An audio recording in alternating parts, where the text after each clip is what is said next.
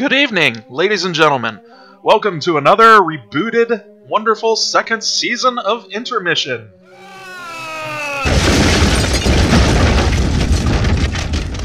What the hell was that noise? I think it was Xaser announcing his crash landing. Insert evil laughter here. Yeah. I am the aliens. How are you doing, Xaser? You made quite the entrance. I'm doing exactly what that voice suggests. No better, no worse. Let your mental imagination run amok, folks. You appear to be on fire at the moment. This is my default state. Like, on rare occasions I can extinguish it just for sake of appearance, but then it just kind of comes back by itself. He's like the Kool-Aid man, except he goes through your ceiling instead. Yeah. With a hearty shouting of Franck, whatever that is. Check out this one interesting trick this level designer found. Fire alarms hate him! Beep beep, motherfucker. Yeah. Alright, so with that out of the way, that interesting little crash landing and breaking in of our sacred recording studio, you monster, let's jump straight in. With us today, we've got Kinsey, as always. Hello. We've got Keegan. Hello. And I'm sure most of you have already guessed, but we also have Xaser with us this time. Hello, ladies and gentlemen. Welcome to today's episode of Meta Intermission. I'm your host, Xaser. In this episode, Franck! Back to term. Alright, and so... Is this some Talking Dead shit? I didn't even know. I'm just improvising this nonsense. Yeah, it works. It works.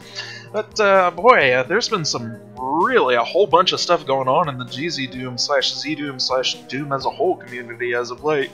It's almost as if we've been away for a while. Yeah, stuff has happened. But even with that in mind, I mean, there's been some really big stuff happening recently. Like, about a month ago, and we vaguely touched upon the whole Z-script thing and how that was doing.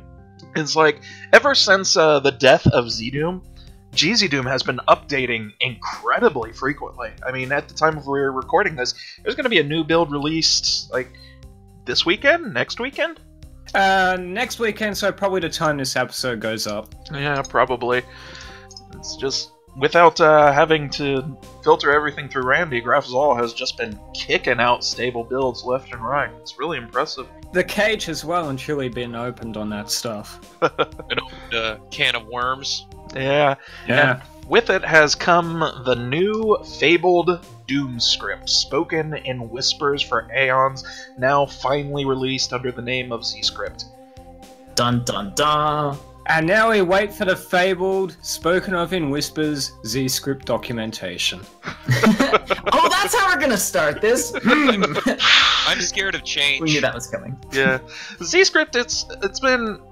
A lot of mods have been kind of jumping script. There's been several mods that have just been completely rewriting themselves. There's been a lot of mods that have been just mixing, interchanging, decorate, and Z-script. And the thing about Z-script is, for a long time in the community, it's just been kind of a joke, because Graf Zahl would constantly deny feature requests, constantly deny updates, and more convenient stuff with just wait for Doom script. Bracket, no. And this had been going on for years? Almost a decade? Maybe longer? Yeah, I remember when Nash released... It's been longer than a decade. I remember when Nash released his whole, like, it was right after Portal was released. He released this Waiting for Doom script parody of Still Alive, where it was Waiting for Doom script. And how long ago was that now? It was right after Portal was released, so we've been waiting for it. Yeah, okay, cool. So basically a decade. And then a decade before that. So it has been a cliche since a decade ago and then some. So the fact that it's actually here now is kind of like this weird surreal, are we sure this is actually happening kind of thing? Mm-hmm. Do we give it a Mordeth award? I like this idea. Yeah, I may have to nominate that. Sorry, mentionate that. There we go. Yes. Mentionate. Mention it. I like that word. It's a horrible portmanteau, so I have to approve of it by default. Mm-hmm. Mentionate. And because of it, I mean, there's like so many things it can do now. I mean, it is basically like Decorate Plus. Like many years ago, the only thing we could use to edit things was Dehacked, and Dehacked was a really... It sucked. clunky, limited language. So when Decorate came out, it was just incredibly vast in what we could do. And then, of course, years have come by, and we've gotten a whole ton of problems with Decorate and ACS. And now ZScript has come out, and oh, the amount of things we can code in now. What are they? No, seriously, what are they? So, in the last few years, like the last 5-ish years, a very weird thing has happened in Xaserland, which is I've become a software developer full-time in real life, which has a couple of really weird effects. First one is I'm sitting here on occasion, actually sitting here and be like, shit, I'm sympathizing with Graf on this. So that's thing number one. Thing number two is, like, ZScript and some other bits and pieces, I'm kind of now approaching this whole thing from the mindset of a programmer who programs. And so when I see ZScript and all the cool possibilities it can do, I'm like, oh, it's so cool, you can use actor pointers like actual pointers. And then I stop for a second and shift back into modder mindset and think, what the fuck is a pointer? So it's really, really actually kind of hard to describe the kind of benefits this brings to the table without throwing a bunch of jargon and terminology that I already know from a totally different mindset. So I know this is one of the things that Kinsey has brought up a lot of times, is that the nature of ZScript is that you kind of, the learning curve gets pretty darn vertical at a point, because unless you actually approach it from a software developer mindset, it's really hard to pick up the new features in such a way that they're understandable, because the proverbial floodgates have been opened on what you can do, and in a way, it's not much different than editing the source code. So, yeah. It's not even that the floodgates have opened, it's that more floodgates are opening with each release. First version of ZScript, or ZScript, or however you pronounce it, depending on your region and that, is it lets you basically get into the code level with the actors, like your monsters, your weapons, and that sort of thing. The next version, I think, adds, like, the equivalent of, like, open scripts, enter scripts and that, to activate ZScript based on when certain things happen in the game. And I think you'll also be able to muck around in the code that drives menus as well. Yes, all these are true, and but the thing that makes it kind of tricky, especially, so the menus are menus. They're nice scripted interfaces, although admittedly the code is pretty low level. The global open ACS equivalents, though, get really tricky, though, because they're exposed as things called event handlers, which if you're a programmer, if you're a programmer, you know what that is. If you're not, you're like, what the shit is an event handler? And suddenly you got to make another mine shaft. You have to descend down a mine shaft of mispronunciations to arrive at the mind shift to figure out what the hell an event handler is. And I can barely even explain the darn things. Yeah, it's another thing that's kind of I like this analogy of lots of floodgates. Plus, a lot of this is interesting because it all kind of not quite serendipitously. Like, part of this was kind of the catalyst for the whole, like, ZDoom has been passed off, GZDoom is the new master kind of thing.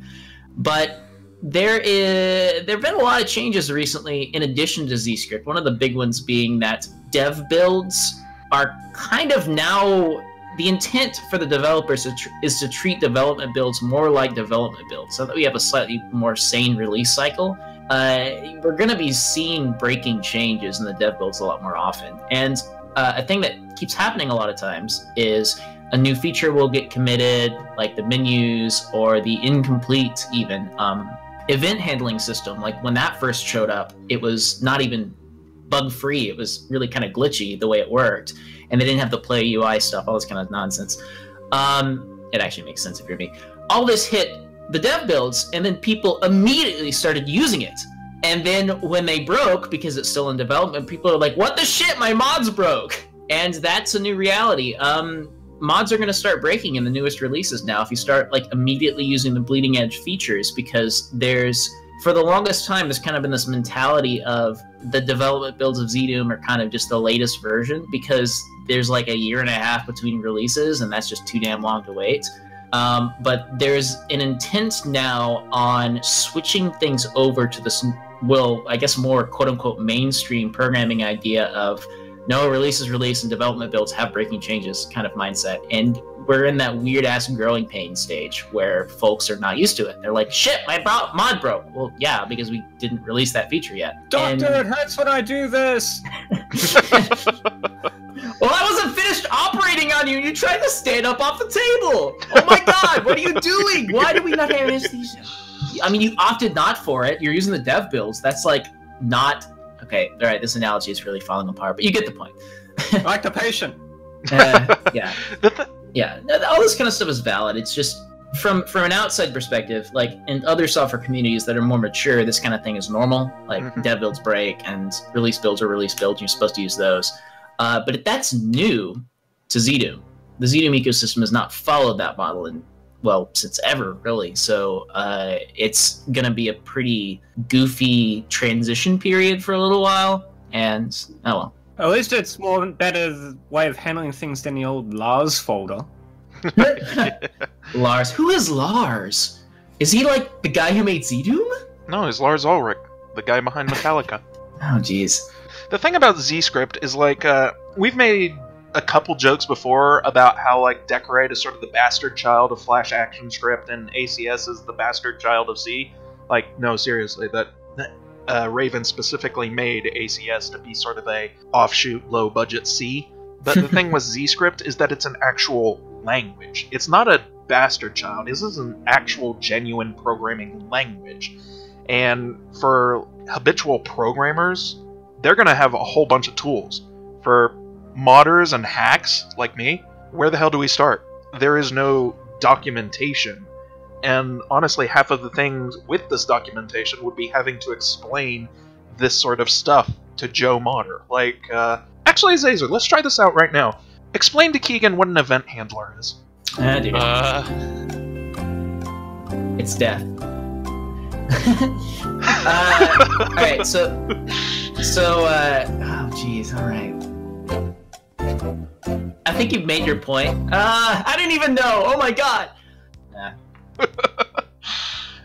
I think that's one of the biggest problems with ZScript documentation, because documentation is sorely needed, but where would you even begin? Yeah, it's kind of hard because, so one thing I've kind of realized all of a sudden is that there's a very, very small percentage of people who, in the Doom community, who are programmers for a profession, and a lot of those are, you know, your hardcore source port developers.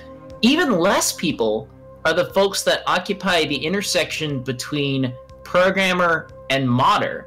Like, I'm one of those goofballs that falls right in that little segment of the Venn diagram, and I'm like, shit, who else is here? Because there's a lot of things that kind of sort of make sense to me that only do so because I have experience outside of ZScript, which isn't fair. I mean, that links to a deficiency in the documentation. But it's hard to identify that, because if you already know something, how do you even know to explain that particular thing to somebody who doesn't? It's like the knowledge of the lack of knowledge isn't even there for the folks that are quote unquote in the know. And again, this is me and my crazy arse program issues kind of sympathizing with Graf here. Is from his perspective, even if he were to kind of break off and start writing documentation, how would he even know what to write? He already knows everything works. So the kinds of documentation that's kind of useful for folks to start with is almost going to need to be driven by the people that are using it, the modders, which is hard to say because you can't document if you don't know how it's working. It's kind of a chicken and egg issue here. It is extremely chicken and egg, and it's a new situation of sorts, because at least with Decorate, the possibilities were a lot more limited, to where it was a lot easier to understand conceptually what you could do with it. Now that we've kind of opened up these, you know, floodgates, it can become going back to the cliche and going back to mispronunciations. Yeah, it's where the hell do we start? Good lord. I know this is kind of random, just kind of interject in the middle of a podcast, but hey, we have some wiki pages on GZDoom Wiki, and they're very incomplete, but they exist. Please point out deficiencies, like, hey, I don't understand this, or hey, this is missing, because from the folks that are kind of writing these articles, blah, blah, blah, a lot of people want to know to write certain things, and so if there's just something that's not obvious or not seen, it's going to be difficult to identify the gaps if folks don't say, hey, here's a gap. So If anybody's reading this / listening to this, then let us know. Oh, I love reading Xaser's words. Yeah, definitely. Yeah, my experiments with ZScript have started with like pulling the existing ZScript out of GZDoom itself and sort of copy-pasting things together into a haphazard mess. And occasionally I've ended by just presenting this haphazard mess to an actual programmer and begging them to do it for me. So, you know, that's going to be fun for the programmers in the community. They're probably going to get a lot of feature requests. Oh, So I guess it's now time for all the other programmers in the community to present their nose and wait for Doom scripts. So really, in this case, development has just been spread out. I haven't even tried Doomscript at all because change scares me, and I barely have a grasp on, like, you know, decorating ACS as is. So baby steps. Well, I've done a little bit of programming in the past, but for coursework, but it was Java and PHP, so I actually don't like programming. Oh dear lord. That's kind of like being like, oh, you know, I went and decided to go drive, and somebody let me borrow their 90-something Chevy Astro, and it broke down after 2 seconds, and I hate driving. I want to try and get fit and do some sports. I'm going to try competitive Rochambeau. Alright, I've been out and allergied. I'm gonna go die now. So, Keegan, have you ever actually messed with ACS much outside of, like, when I was teaching you? Well, I mean, I made a ACS script on my own for a few animal replenishment things. You made a script, okay. That's... Well, I made a few scripts. You know, there was Blastmaster. Quite a few things there I made myself. It's okay. Progress is progress. That's good to hear. You made ACS. Ha. I guess the thing about scripting with ACS is that it's rather Stop. This conversation's kicking my axe. So, Kinsey, how about you take it away? I've noticed you've been paying a little bit of attention to the renderer scene, and DP Judas he's been doing all sorts of interesting things, hasn't he? Yeah, like, ZScript is obviously the big, like, banner feature going on at the moment, but DP Judas, who does a lot of the renderer programming on GZDoom nowadays, and on the spin-off QZDoom, he's been playing around with a bunch of new toys, and the current big one that's going on is something called shadow maps. You're probably aware that, from playing GZDoom mods, that in GZDoom, actors can cast lights out, and they're very simple, just like a glow around the actor, and it goes through walls. It's just a very simple effect. Shadow maps means that they don't go through most walls anymore. They actually sort of cast shadows. And at the moment, it's very simple, like in implementation, that like two-sided objects still don't cast shadows, and it eats your frame rate like a monkey eats popcorn. But Sorry. oh, and every light casts shadows. There's no way to tell the light to not cast shadows. But at the moment, it's a interesting feature that's being heavily developed, and it'll be cool to see where it goes, because some of the possibilities using that for like level designers for more Quake-like lighting, or for sort of dynamic lights to provide a dramatic mood. There's some interesting potential there, if it's done right. Yeah, absolutely. He's also been working on some post-processing effects, hasn't he? He's been doing a bunch of post-processing effects over time, but I haven't noticed anything especially new yet. But to be fair, I've been avoiding the developer builds recently because of the whole features getting torn out and rewritten thing. The thing that really interests me that he's prodded at a little bit, like, he dumped it a little while later, but one thing that was discussed a little bit was lens flares. And that would have been really interesting to see. Yeah, I remember the implementation of that. That was, that was something that someone else contributed, and I'm not sure what they were going for, but, Was it rough? It wasn't even a lens flare. It was just like something that somebody called a lens. I don't even have a fitting analogy here. Is it that bad? It was a lens that was on fire. It was a completely different effect. It was like, here's a map for GZDoom. It runs an edge. It doesn't even... Okay, well... It was like an effect or something where bright lights and bright things near the camera basically turned into Gyaga from Earthbound.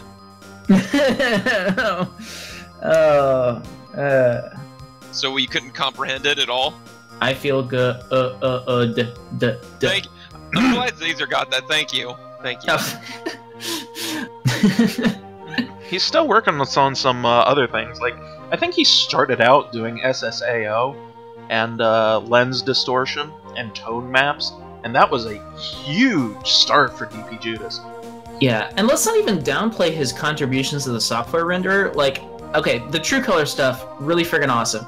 He's also gone through and started fixing just the 8-bit software renderer and removing globals, basically doing the sanitization. So anybody who's familiar with ZDoom's history has known that Graf has just like never, ever, ever, ever, insert infinity times, ever touched anything related to the software renderer, because this is gigantic black box of barely works. Because nobody wants to touch it, globals, all sorts of insanity. And DP Judas sits here and rolls up his sleeves and is like, alright, we're fixing this shit. GZDoom, like him and Irana / Rachel / whatever the heck her current username is now. They've been just kind of killing it there on that front, which is kind of nice because nobody's even taken up that torch forever, aside from Randy kind of sneaking in every once in a while. So yeah, GZDoom is basically just this big ball of landing on Europa over and over again. Just doing the things that probably should have been done like 10 years ago, but getting it done very quickly and pretty well. I think there were some experiments with split screen as well, but I don't think those will really kick off until like the globalization stuff gets taken care of. Right, yeah, just random experiments. So I just do want to point out one weird thing is DP Judas's username. Like, shouldn't he be DP Jesus? Like, he's the friggin' savior of the software renderer here. Well, I mean, if he was DP Jesus, then he would be the savior of the DP community, and nobody wants to see that. In before Speaking of... Oh, we've made a couple jokes about Patreon in the past, and Doom modders with Patreons, and Mike, I love you to death. Time to rake you over the coals a little bit. No. Your turn for a spanking. H-Doom guy now has a Patreon. Oh, I'm just now hearing about this, and I am kind of not surprised, because I think he could actually get some bucks out of that. Oh yeah, the hentai / furry community are infamous for their sheer amounts of disposable income, and there are several artists that make their living entirely off of furry / hentai artwork. I mean, good on him carving out that niche that nobody else wanted to / would. I mean, maybe he did want to, in which case, double power to you. But I always kind of have this idea in my head that all the people who do this art, the hentai and all that stuff, they only do it because they know people are going to pay for it. In the back of their minds, they're like, I'm going to make it legit one of these days. I'm going to be able to stop it, and then it never happens. So I just kind of sort of imagine him being in that boat with absolutely no evidence to support that whatsoever. So like a reverse Masamune Shiro? It's not wrong. I mean, at the moment, it actually has more patrons than Sergeant Mark's Patreon. You're winning! Correct response! He's making less money overall, but he has more people backing him, so, I mean, can you really call that a winner? He's winning and losing? How does this work? I mean, I suppose in this case, this would be less of a winner and more of a wiener. Damn it, Term! No! My brain's been terminated. Surprise attack from Wartorn there. Hi there, Wartorn. How are you doing? Hey, I was just listening, but hello. Tonight's episode of Intermission is being filmed in front of a live studio audience of Wartorn and an octopus. Bye-bye. It's a weird story. So, hastily pushing that out of the way, this is something that Xaser would be able to put a bit of a spin on. So, Xaser, tell us, I heard there was talk of a new Back to Saturn X release. I even saw it on id Games of all places? What is this about? Oh my gosh. Back to Saturn Plug X. away, Xaser. Plug away. Back to Saturn X, episode 1 is finally released after freaking forever and a half. Yeah, so that just happened recently, which is kind of like A, surprising, and B, kind of, I don't know, I have my little like id game soapbox that I'm not going to get on right now, but oh my god, it's been friggin' forever. Let me phrase it this way. I forgot it wasn't released until this announcement came out. And I'm like, oh shit, that's right. This is the first time it's been on id Games this entire time. Oh, alright. For anybody who played the earliest builds, you definitely want to pick up the newer one because there is a new secret map. Skillsaw's is still in, it's map 32 now, but there's a new map 31, optical hopscotch. It's friggin' ridiculous in the best possible way. You should play it. And Essel's map 17 has some freaking ridiculous texture work, which, hint wink, may or may not have held up the entire episode for an extended period of time. That's okay, I'm holding up E2 and so... Wait, hold on. It hasn't been announced yet. Did you just slip a tongue? Oops. Where have you been, Term? They've already announced like yesterday. I'm actually working on episode 7. That out, but your track record with bleeping things out is not great. Fuck!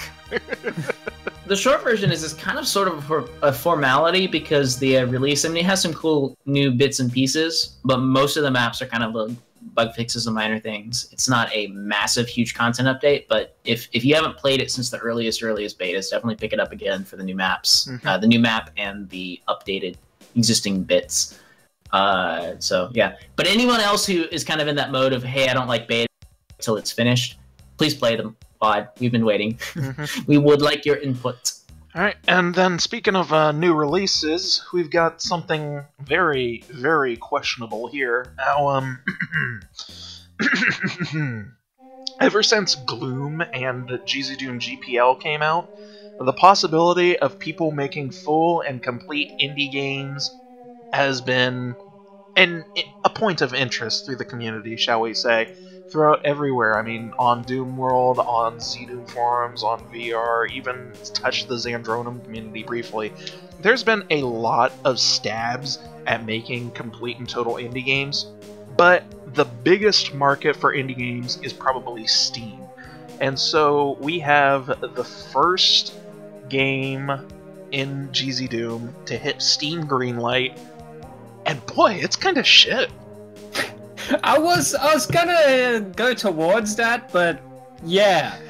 It's a game called Call of Abdulov, and it looks like it basically consists solely of, like, Russian in-jokes with a Russian YouTuber shouting over the top, and graphics that make Postal 2 look like Half-Life 2.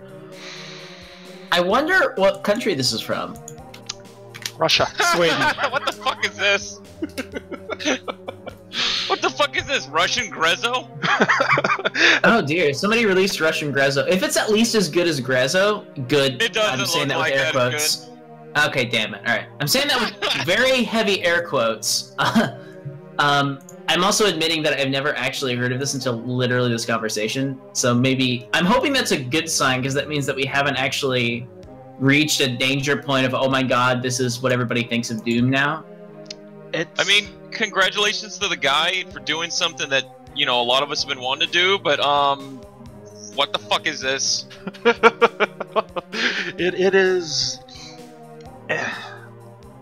Honestly, Keegan pretty much sums it up. On the one hand, yeah, great, this is a fantastic milestone. Someone actually managed to get a Doom game on Steam. On the other hand... Well, is getting in the running to get it on Steam. Yeah. Although it'll probably get on. Those barriers are going down, like, harder and faster than... I probably shouldn't finish that sentence. There's also another competition, the significantly better-looking Forest Tale by Alec V. Alex... Oh! That's another... standalone GZDoom engine game that's being made, also from Russia, which is interesting. And it is basically a 2.5D platformer. Oh, It's about as undoom as you can get in the Doom engine. It's like a crazy impressive technical achievement, but, and I'm gonna be like the jerk because somebody has to say it. I wonder, like, is this even the right engine for this? probably not, but it's cool that he's doing it. It really is. Like, if he can pull it off, like, I'm default skeptical only because Doom's physics make me want to bash my face against every single solid surface in my house. So I don't know how he's going to be able to spin those into something that makes a good platformer a good platformer. So physics? Fingers crossed. I mean, if you can pull it off, then shit. It looks really great. It looks fantastic. Yeah, the graphics basically look like a PS2 era game. It's like if Tiny Toons was the late PSX, early PS2. Yeah, he specifically cites the Tiny Toons SNES game, I guess, as a inspiration. Tiny Toon Rayman. Boy, we spent about half an hour just talking about all of the news in the community alone. Bloody hell. That's probably a good sign. And there's a bunch of other stuff going on too that we haven't even really tapped upon. Either because we've forgotten it because it's been a while since we last recorded. Case in point, a new map came out, Redemption of the Slain, which is by one of the creators of No Rest for the Living, the new Doom 2 episode that came out for Doom 3 BFG edition, and it was designed for Brutal Doom. Wonk wonk. God, I am trying real hard to get Brutal Doom jokes to be like less of a mainstay on this, but it just keeps on popping up. More like a mainstay, because he's maiming people.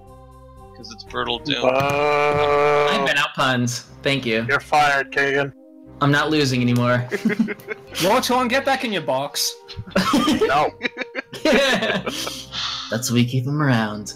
I mean, let's focus on the positive. No Rest for the Living, really, really good map set. It was a fantastic map set. I'm gonna go ahead and take the thing and throw out a boon to Mr. Russell / the Castle. He is a Brutal Doomer at heart, and is proof that not all Brutal Doomers are, the cliche newbie idiot folk. He's a cool dude who really likes this one mod and still makes kick-ass maps and is still killing it. So, this idea is not mutually exclusive, some kind of us versus them thing. So right. For all of the joking and stabs and jabs we like to do with it, yeah, an us versus them scenario is like the absolute least thing any of us wants. I mean, if you like playing a mod, good. I'm gonna go ahead and put him in the green camp for that kind of thing. Just I'll be that guy and just say it. Right. Because and hey, it's not like we've been asking a lot for people to make maps designed for gameplay mods. Yes. And here we are. Again, kind of like that whole, Russian game that just came out. It's a milestone, just not the kind of milestone we were looking for. Thanks, guys. And the monkey's paw curls. Well, the thing is, maps have been made specifically for Brutal Doom in mind for quite some time. I mean, the Brutal Doom fan community is absolutely giant. And I feel like a lot of this could totally tie back to the earlier topic of how, I was making this point about how, like, modders and coders kind of have a very narrow intersection. Like, gameplay modders and mappers have a pretty narrow intersection too, and it's always great seeing these kinds of things kind of hit in the middle, so to speak. So you got mappers making things for gameplay mods. If you have coders making stuff for mods and things, and I don't know, I feel like I had a point before I started speaking, but let's just use your memory, fill in the gaps. The overlap between people that make gameplay mods and people that make maps is incredibly, incredibly narrow, and frankly, Xaser, you are the only person I know of that can actually do both very well. Oh, thanks. I didn't mean to turn it towards that. Well, no, what I mean is, it's just... I feel silly because I'm not really fixing the problem much, because I'm sitting here wrapping myself up in 8 billion projects instead of making a thing in that vein. 7 billion of which are for vanilla. This is correct. It's two entirely separate skill sets that result in two entirely separate products, which cater to two entirely separate bits of taste. Like, I've made this theory sort of guess a long time ago that there are two main proponents of Doom players. There's the people that really like it as a game, and there's people that really like it as an engine. And the maps cater pretty obviously to the people that like the original game. I mean, they like the monsters, they like the weapons, they like running around, they like shooting the dudes with the super shotgun and killing the arc vial. And with gameplay mods, you tinker a lot with the engine, you tinker a lot with the gameplay balance, the gameplay flow, and you make your own thing. Yeah. I really like this analysis, but I will throw in one additional kind of axis to the scale, which is single player versus multiplayer.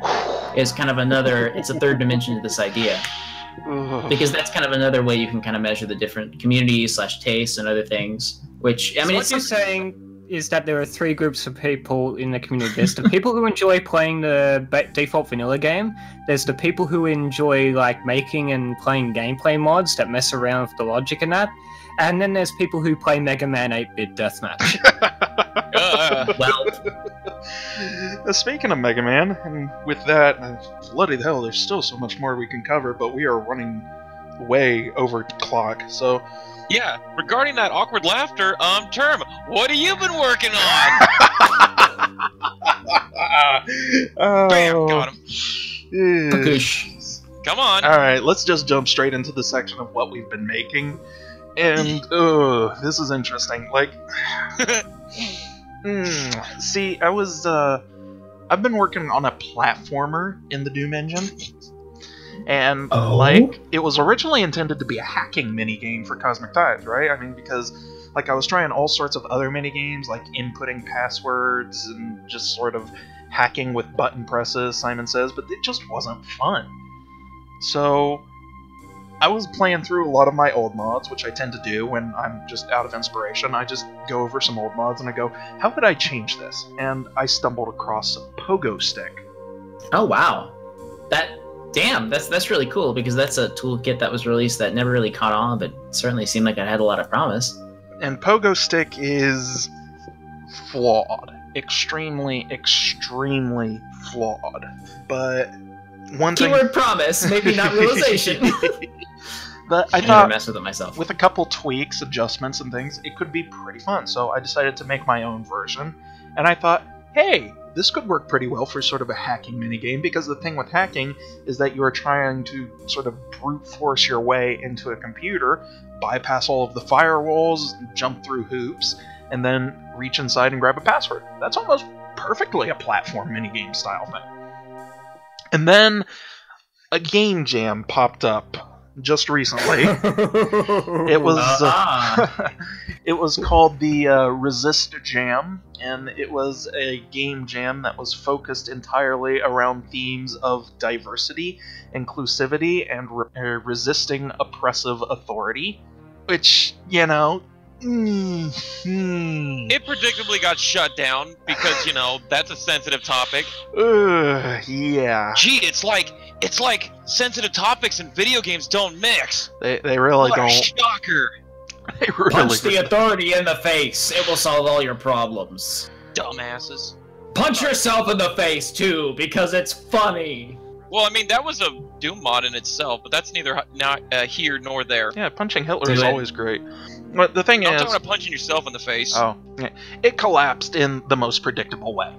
So, like, AGDG, Amateur Game Dev General, a board I frequent on 4chan that's all about, you know, making your own stuff, an alternative game jam popped up called Infinity Jam, and it looked interesting. VR, the Video Retro Board, and friends encouraged me to join in, and I thought it would be a perfect fit for it.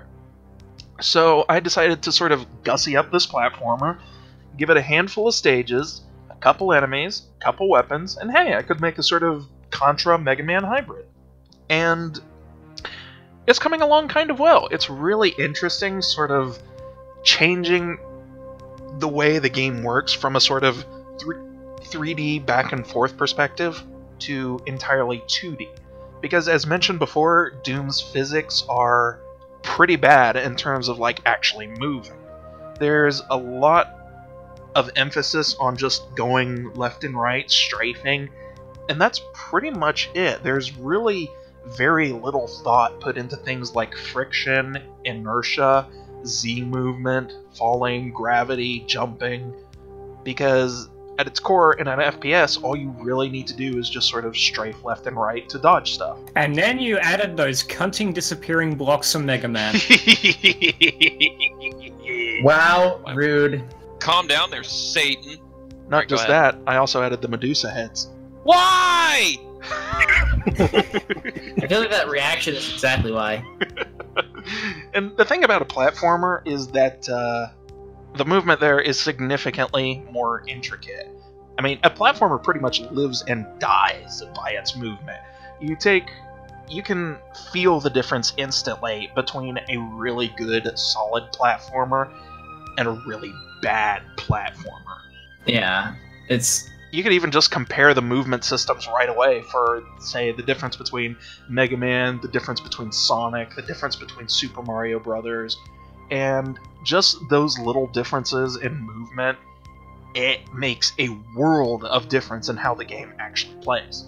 But So how much longer is this game jam lasting? I think you said it was like 2 weeks? Yeah, and half of that is already done, so we've been about, we've got about 6 days left. And we're going to overshoot the deadline by a little bit, I'm not going to lie. Whoops. 7 days left to add the bird from Ninja Gaiden. No! Cease and desist! You stop that right now, Kenzie. I wonder if I could add Castlevania's death. How about those dickhead axe armors that throw boomerang projectiles? How about you just put that in there, Term? Oh, that's a great idea. Yeah. Thank you. A level entirely consisting of Hammer Brothers. And give them shields so you have to either crouch to shoot them or stand up to shoot them. You know, why don't you just go all out? Why can't I do that for the Medusa heads? Why? I say let's cross some genres here. Let's add Class 1 Drillers from Descent. Let's add the Copper Demon from Dark Souls and Brain Suckers from Bloodborne. And chain gunners. These games, Yes. and just Infinity Chain Gunners. Like, oh, Hang on. Oh, and hang Revenants. on, Xaser. You mentioned dickhead moves from Descent and you didn't mention the Thief Bot? the Thief Bot, you can get your shit back. You can't get your goddamn health back from a goddamn driller.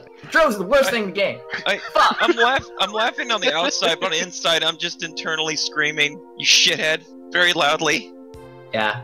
No, that's happening on the outside too, dude. Louder, much louder. Screams. Yes, my fuel. I'm my desensitized. Fucker. fuel. So with that out of the mind, hey, Keegan, you've got a new mod you've been working on recently, huh? Yes, Mhm. I have. Since January, since around January when Metroid Rogue Dawn came out, which for those of you that don't know, Metroid Rogue Dawn was a ROM hack of the NES Metroid, and it's really fucking good. The story's not so great because it's like, oh, your Samus's kidnaps long lost sister that's raised by Ridley, and she's bad. But the gameplay is really good and does things that I haven't seen done in many Metroid ROM hacks. Like it added wall jumping. You can combine the wave and ice beam together. But the point is Is it fun? Because not a lot of Metroid ROM hacks do that. Actually, yeah, it's really, really good. The music's also excellent too. Highly recommend looking into the guy that made the music. He's got a YouTube. Look into it. His music's great. Anyways, point is, after that, I've had the NES Metroid on the brain, and even like the original vanilla NES Metroid. I love how the combat works there because, you know, the beams are usually kind of shitty, but there's a strong emphasis on using missiles or curling into a morph ball to use a few bombs to back off and, you know, blow them up that way.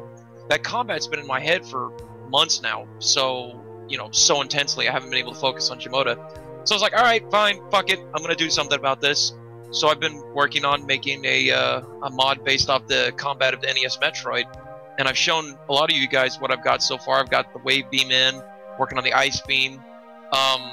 Doom Guy cannot morph ball because he's not a Chozo, so he can't morph ball. He can just throw morph ball bombs. Why can't Doom Guy crawl? Doom Guy can't crawl though, unless you're playing like a vanilla map set or something. But yeah, so that's what I've been working on. Actually, while I've been, you know, during this podcast, I've been working on more sprites.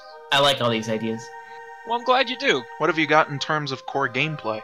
Shooting dudes with, like, you know, short beams or wave beams, because, yeah, I should mention that. Players will start with the short beam from the NES Metroid, so you have fuck all for range, and you'll start out with, like, 10 missiles or so. You'll be able to just switch to the missile gun, and then, you know, you'll pick up a shotgun tier power-up, which gives you the long beam, so your beam actually is worth a damn. Then you get the ice beam, but that'll consume ammo, because I want to keep things balanced within Doom's, Doom gameplay. So you'll have to pick up ammunition for the wave and ice beams. Of course, if you run out, you'll go back to just, standard long beam. Still have not figured out what the hell the rocket launcher pickup's going to be. I'm thinking some kind of power-up for the missiles. Haven't Shooting dudes in a Doom mod. I know, that's Alright. even more so. That's pretty drastically different compared to the last thing I did, which was hitting dudes with a sword in a Doom mod. That's like Maybe the opposite. one day someone will make a mod where you can talk to the monsters. Who the hell would do that? Thanks, bye. Well, what if we took off our pants to do that first? Wait, term, no. I'm gonna go die in a corner now. Kinsey, what about you? I think a couple weeks ago, you were actually wondering about what to do with your newest and greatest project. You've been working pretty hard on MetaDoom, huh? Yeah, I've been working on a new project, and I'm just kidding. I've been doing the same fucking project I've been doing the whole time this podcast's been running. Shooting with dogs? Basically. And occasionally shooting dogs at people. I see. Do they have Pope hats? Not this time. Damn Not it. yet, at least. Feature request. It just wouldn't be a Kinsey mod without dogs. Shoot a I've kind dog of got with this trademark thing going. Pretty much. shoot a dog with a holy water pistol. There's a chance that it turns into the dog pope. Oh god. Is there anything you'd like to tell us about it, or is it still rather under wraps hush-hush? Well, I finished the latest version of MetaDoom, and then I put out a hotfix for it. There's a couple of new weapons, some new monsters, got a bug and balance fixes and that. I'm pretty happy with how it's going so far. And I don't really have a good grip on how many people are playing it or whatever, but Icarus Lives did a video about it, so I'm assuming it's non-zero, which is probably an improvement from before, frankly. Yeah, honestly, for those of you that have never heard of MetaDoom, have yet to play it, go play it. It's an excellent mod. Always look at the first trailer. That first trailer is pretty good, if I can say so myself. Kinsey's really proud of it. I remember the folks on Bad Game, they had a lot of fun with it. I remember you made the Soul Cube trailer, and the very first response on Bad Game was, wow, the Soul Cube, wanted by nobody ever. And that update ended up being a hit, because yeah, people did actually want the Soul Cube. That thing's cool. Yeah. It's got a skull in it. And it whispers at you, use us! Which, I think that's kind of, For some reason I thought you were gonna say it whispers at you, you suck! Feature request. Oh, please, please. I wouldn't do that. That'd be mean. I mean, I like you guys. I care about you guys. If I could match the vocal processing settings for the Doom 3 Soul Cube, I'd add all sorts of little Easter egg things that can whisper at you. Clean your room. Call your parents. Hide your DeviantArt favorites. Oh! Topical humor! Let's not explain the topic behind that, shall Oh, we? no. Oh dear, that's a kick to the community's groin. Alright. How about you, Xaser? Well, laughing at that. Which of your apparently. 6 million projects released this week? All of them? Alright, so let's see. How Back many to Saturn existing X, ones- obviously. Alright, so BTS XE1 has been released independently of any of my input whatsoever. Actually, that's the funniest part, is that I'm like, oh shit, I didn't even touch this version. Most of my involvement is E2. SL asked me to do some par times and sneak them into D-Hack, which I promptly ignored like a jerk because I forgot to, and then he did them anyway, and I feel like an idiot. So, now that that confession's over with, let's see. Argent and Damn Numbs exist, they're kind of on pause. Same deal with Dead Air, although I've been kind of plunking around with it. It's now in ZScript because I felt like it one day. What else? TNT2 is in full swing. Spoilers. Which one? Yes. I mean, technically the answer at this point is yes. The funniest thing is that Revilution, the second one to start, by far, is going to be the first one that's released. But the other one, Devolution, is making some really good strides. People have been really pushing it, and we've got like a good, close to half the maps in an actual like done asterisk sans bugs phase, meaning like full skill placement and multiplayer support and all that kind of stuff, which is pretty good. All of which, like that part in particular, has nothing to do with me. I don't know. I'm still lazing about on my own little maps. Square is happening. We're working on a cool map which has lots of environmental hazards of shenanigans because we're on the moon. The moon is scary. No spoilers yet. And a super secret project that everybody will be aware of in about a week or two that I'm not going to spoil yet. And I'm sure everybody's going to curse me out when it's done, but that's okay. So I'm going to just kind of play the mysterious something card and then reveal it at a later date. But there has been something else that has been distracting me from the other duties is. I can't believe Xaser's finally releasing hacks. That would just be like the ultimate life hacks if I can manage to pull that nonsense off. I can't believe Xaser's finally adding revenants to hacks. Haxenants? That's not even a word. Zarkov 2 win? Well, I mean, it's not 0% complete. Psychic 2 win. That is 0%. That's 0%. That's a shame. Sorry. Britain. I'm still waiting for that Psychic map set. I mean, Psychic's almost like 10 years old at this point. Oh my gosh, it is old. Yeah. Oh my gosh. When was it first released? Because I remember plunking around with the earliest prototypes in like 05, 06. So like at least the concept has been kicking around for a decade. Yeah, I'm just imagining being like, okay, I'm finally going to add the levels set or whatever, opening up the code stuff to add support to it, seeing your old code and just sort of crumbling into salt. Oh, there's a good reason I haven't actually opened up the base of that in a while. So, the menu code in particular is like, what the shit is this cock? Also, for your information, it was released in 2009, so yes, it is almost a decade old. Oh dear. And here's the thing, though, it's withheld the test of time really fucking well, because it's still it's still very, very comparable to a lot of modern Doom mods. It's just like, damn, this is still really good. Yeah. Hey, seeing as we have Xaser here, can you please explain to us just a little bit in some way what the hell's the deal with the Britain chicken thing? What is that? Well, once upon a time, there was a redcoat trucker who happened to have a well, the short version of the story is chickens killed his family and revenge by tapping into his ancestral powers of psychicness. And the real story is a friend of mine drew it because he wanted to, and I didn't have a replacement title pick, and that was funny as shit, so I put it in. It's still funny. And at this point, I'm even wondering, so, okay, here's the shittiest thing. I've kind of talked about how, I vaguely hinted about how id Games... So it's the story of Psychic Guy. I see. id Games is kind of not really a good place for work-in-progress projects, and unfortunately it leads to a lot of things that stay in work-in-progress forever. Psychic's a great example, because the mod is done, except for two things. You know what those two things are? Player sprites and the title pick. Oh. That's it! That's why the mod's not released, is because I don't have a good title pick. And the thing is, at this point, I've decided I really like Britons, I'm just going to keep that. And so now it's on me to sit there and at some point go back and finish the player sprites, which I'm never going to do, so it never gets released. God damn it. So it's going to sit at 0.9999 forever. I don't know. I don't know what to do with myself in this case. That's And- okay. Hey, you know those things where like artists get like children's crayon drawings of made-up monsters and like flesh them out while keeping the same basic look in that? Yes. I'm saying you should get Cage to redo your title pick in that sort of way. Oh my god, HD Britons! That's the best idea I've ever heard of. I would pay to see that happen. That would be I'm amazing. serious. Alright, I like this idea. This may actually be the thing that pushes over the edge, because holy shit. Yeah. Oh, okay. Well, that works. Yeah, that'd be amazing. Alright, let's finish it up on a fairly light note. What have y'all been playing recently?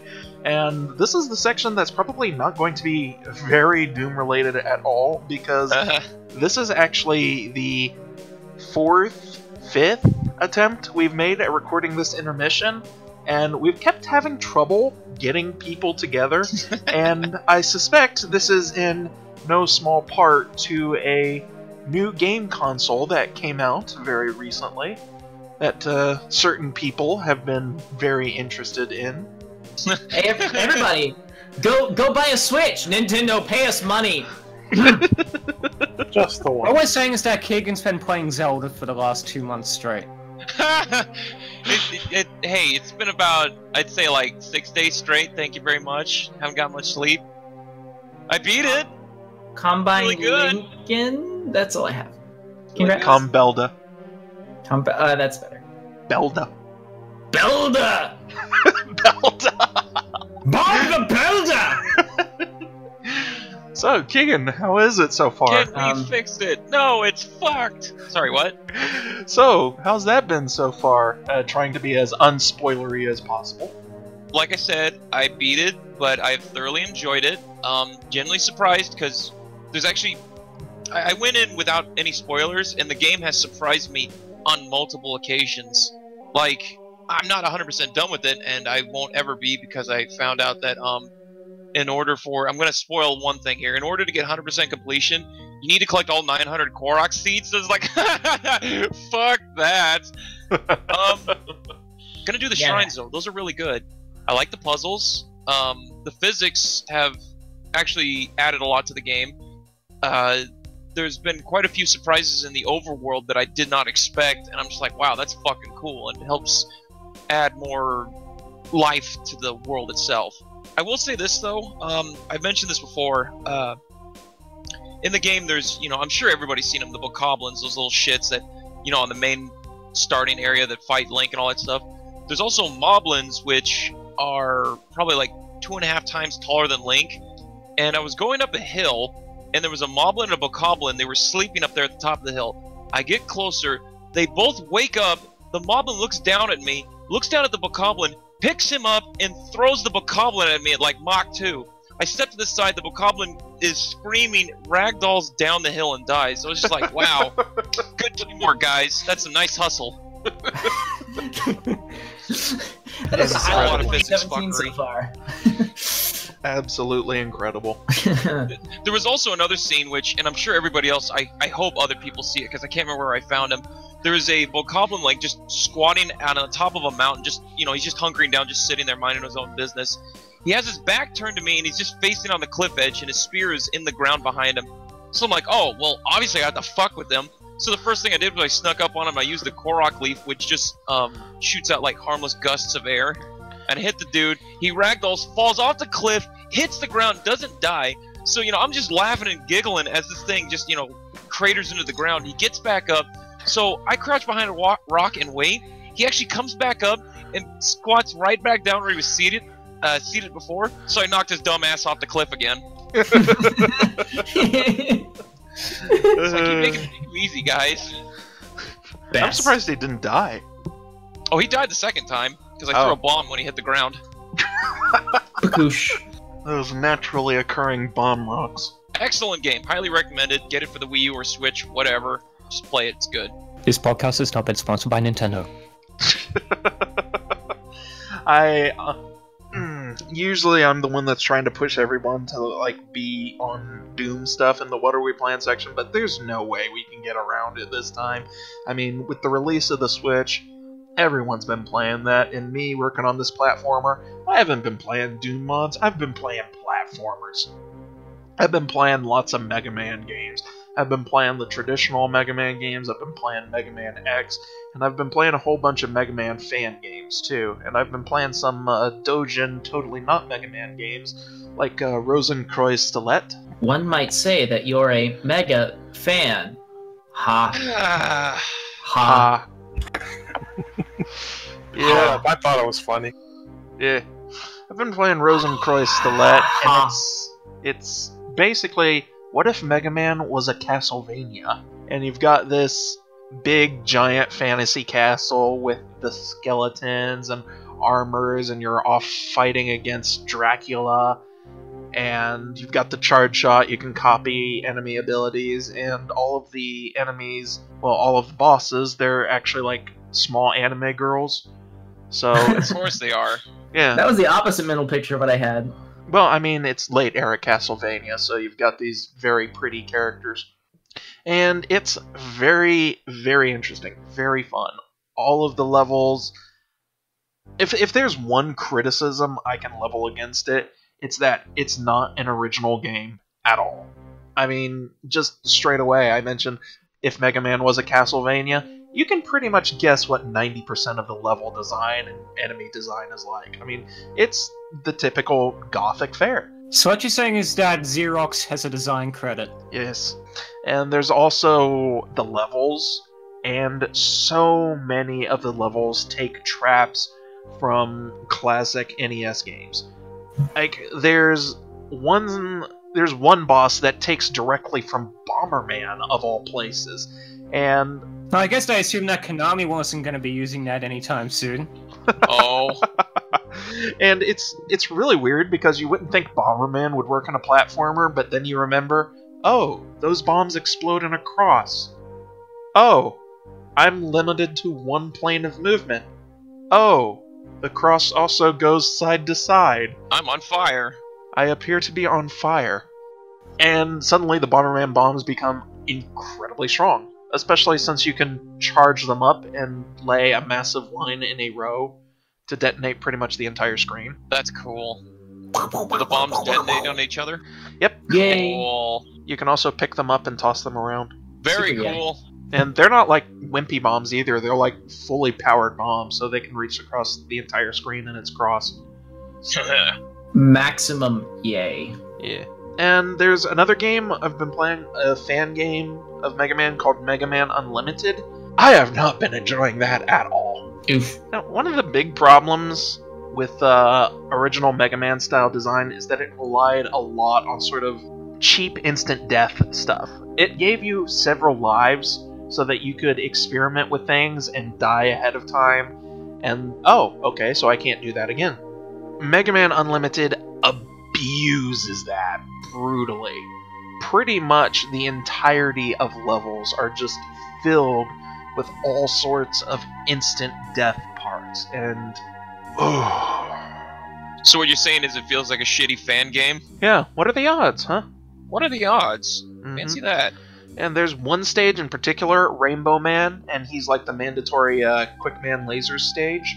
The problem is, in his stage, if the lasers hit an item, they can bend several which ways, so you can get entire pathways of Quick Man Lasers. Oh joy. And if they hit another thing, a prism, they can actually spread out in a triangle, a filled triangle, so that entire area is verboten. And this is not a small triangle either. This is a triangle that can cover a literal quarter of the screen. I wonder how many years the level designer got for those crimes. Oh, that's not even the best part. Oh, Jesus. The mini-boss of the level, it uses Quick Man Lasers to attack. What the fuck? Uninstall, delete, report to FBI. And the checkpoint is after the mini-boss. Well, fuck you. And the way the mini-boss fights is that he fires Quick Man Lasers, a single solid one, and then sweeps it up and down the area. And the only way you can dodge it is this little small platform right in the center that it blocks the Quick Man Laser. So when it sweeps down, you have to jump up at the same time. So you're heading behind the platform, and it passes by you. And the actual mini-boss itself, it's a not Yellow Devil, which appears at one random place in the area, flickers in, just stands there for a little bit, then flickers out, and goes invisible, and moves to another place. It's not even on the ground, you have to jump up and angle right to hit it. This sounds like a crock of shit, yo. It is. So that's what the inspiration you're taking for the level design in your game. If I include anything like that, then I just want someone to staple my hands to the table because I do not deserve to use my hands anymore. Well, you've already added those disappearing blocks, so... Where's my stapler? Like, just wait, okay? Just wait until I put the disappearing blocks over a Quick Man area. Quick Man becomes Dick Man. There you go. Pretty Low-hanging much. fruit picked. Mm-hmm. Nice one. But hey, that's enough of my lamentations and incredible little adventures. How about you, Xaser? Kenzie, do you want to wrestle over who gets to go next? Fight! Oh, Doom-wise, I've been playing a bit of Back to Saturn X Episode 1 with Metadoom and some other gameplay mods to sort of test things out. It's a good little testing ground. And But as far as non-Doom games, there's two that have been completely devouring my attention lately. The first is Hitman 2016, which is super fun. At least, like, the first couple of levels are. I got up to the hotel in Thailand, and I haven't been really big on that. But the Sapienza level is just... There's so many things that you can do on it, so many routes and ways you can accomplish your goals. And you'll stumble across other possible ways to accomplish your goals while you're chasing after one idea. Like, I started out one run as a... Because one of your targets is in a mansion and he occasionally goes out into the backyard to practice his golf swing. So I started out as a gardener in his in the yard, and I wandered off back to like the safe house in a town outside the mansion to get an item that I'd selected to have smuggled there at the start of the mission. And as I was leaving, I noticed something on the table in the safe house, and I moused over it. Exploding golf ball. What? What? And I immediately restarted the mission, starting from the safe house, to smuggle that in. It's like, oh, I have to use that, obviously. Yep. So I disguised as a gardener, placed the exploding golf ball in the golf bag, pretend to garden blend in with the rake, and just watched. So you're trying to blend in with the rake, huh? Yeah, I know, it's not exactly the right thing to do, sort of pushing rake culture ahead, but... Oh my god. I just want to try and figure out what sort of... move on to Xaser. Extremely... Okay, what have I been working on? I'm a distraction! Alright. What have I been playing? Alright, so, in Doom news, I've been playing nothing lately. Aside from plunking around in TNT2 a bit, and my own mods, because I'm silly. In non-Doom related news, I have been celebrating the release of the Switch by playing the only PS4 game I own, which is Bloodborne, and that's it. It's not even intentional. I take it you're rather fond of Bloodborne and Dark Souls and that sort of thing. Oh god, have I even described my stupid Bloodborne setup yet? Alright, so... yeah, you're gonna be subject to this. Sorry, guys. I have a PS4 for one game, Bloodborne.